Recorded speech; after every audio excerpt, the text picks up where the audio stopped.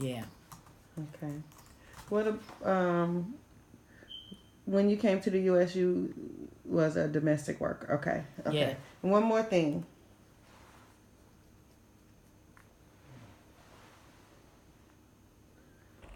A significant difference in your day to day life in the past versus today. Day-to-day life. Hmm. So you said the children were more disciplined. Yeah. Women never worked outside the home. Mm-mm. One more thing.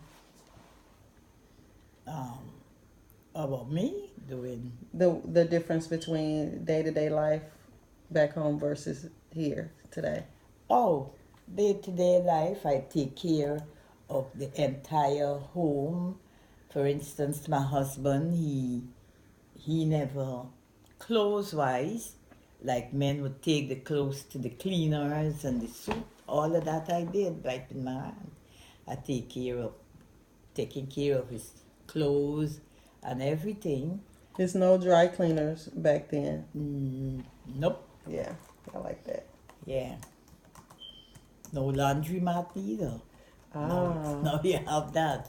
I wash the clothes all the time.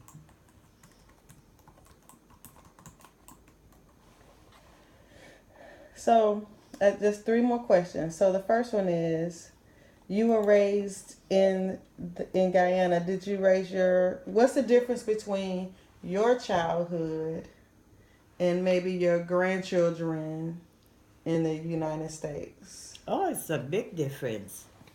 We had to listen, we had to work, we didn't have all the luxuries that these kids have. We got to fetch water to wash our clothes, we got to I would take the clothes down to there is a place you call the creek where Mm-hmm. we would get creek water here. I would take my children clothes, you wash them there and stuff like that. Now with everything they have right here at the hand reach. Right? I found this thing and it's a big difference. The kids don't even want to wash the dishes and the water is right there. And in my time they got to fetch water and it's a difference. So when you were growing up, did you say, "I want to be like this career. I want to be a doctor. I want to be a teacher." Did you ever think what you wanted to be growing up? Um, in that respect, the way in which, excuse me, my siblings and myself grew, I started to think when I got married, I was like, where is, why can't we be,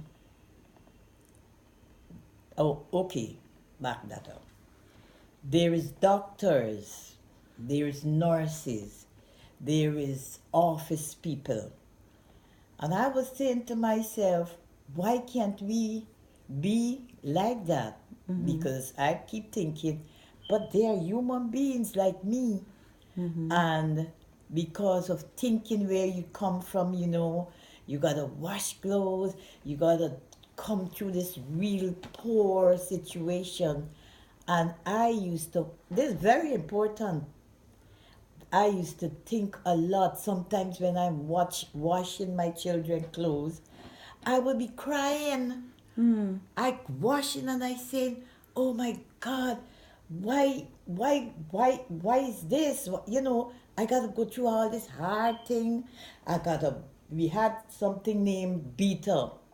Okay. When you wash the clothes, you put them down and you rub the soap and you beat them with the wood, a piece of wood. You call it a beater. And I said, this is very, very hard.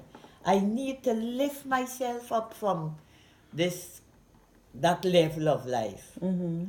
And one good thing for sure, in all of this, I used to always pray, silent prayer, Mm-hmm. crying in my heart, silent. I have to move from this level. This level is not going to come and meet my children in this level. And so, my eldest daughter, one day she came home and she said, "But you know, there is a lady that came from London, and she's recruiting nurses." I said, "You like nurse?" She said, "Yes." And I dress her myself. I dress her with the nice little dress and the little stocking and socks, how we used to dress in those times. And she went. And she came back and she told me, I got the letter, they picked me to be a nurse. And the lady said, "You know what? Who dressed you?" And she said, "Her mom." And she got in there because of her dressing code. Because the rest would wear whatever they want to wear. But I dressed her special. She had on her stocking, and I put on the little knitted socks, and so she looks different. Right. She stood out. And she stood out. And she went to nursing school? Yeah, she's still a nurse up to now. She's finished how much year? 40 years, 20, a lot of years. Wow. Which daughter? What's her name? Her name is Kaylin, the eldest one. She is a nurse practitioner, I No, think? the nurse practitioner is the one that her daughter married the other day. Oh, Sherry's Yeah, mom. yeah. Okay. So you were really wanting to do things to help your children. Yes. I didn't want them to be, come up the way I came up. That was too strenuous and suffering.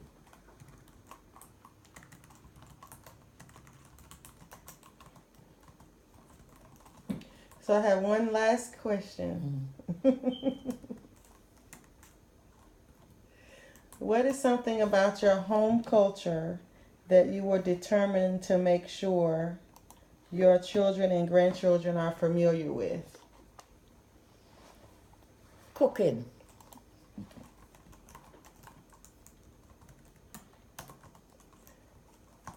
Tell me more, because that's one thing I love about Guyanese is the traditional food.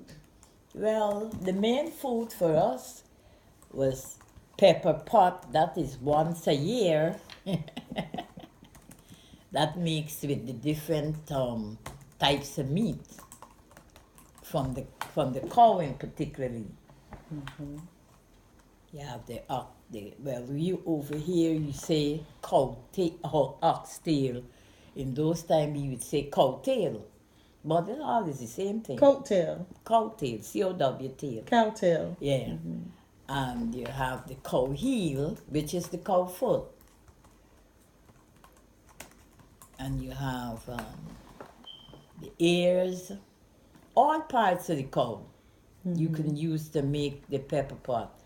But now, as I came here, one of my sons, he don't like the different meat in the pepper pot anymore. Mm-hmm. The main thing in the pepper pot is the calves rib. The brown thing, the thing that makes it brown. Well, yeah. That's the in Guyana, the Amerindians would make that very good. What other traditional dishes did you teach your daughters to cook? Cook up rice. Then you have metem. How do you spell that? M-E, met, M-E, it's really metem, G, M-E-T-H, let me see, well, you could probably write it the way you say it, M-E-T-H-E-M-G-I, metemg. Metenji. Mm-hmm. What is that?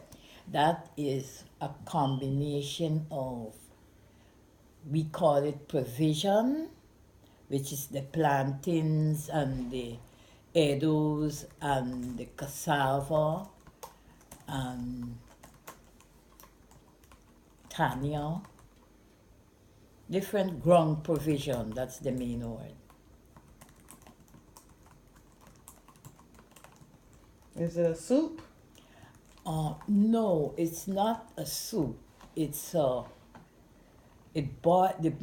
provision boiled with the coconut milk. You grate the coconut, squeeze that milk out, and you boil the provision in there. And you can put whatever you feel like putting to spice it up in the form of meat.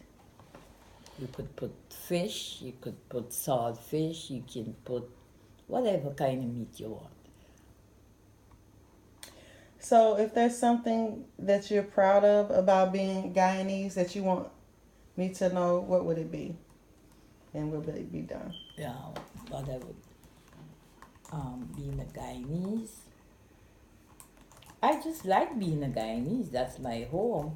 And to me, wherever you came from, wherever you're born, especially born, it's like your mom. Doesn't matter what your mom is, if she's a street girl, a prostitute, whatever your mom is, whoever your mom is, that's the person you have to like. Because she brought you into this world. And that's why I would forever love Guyana.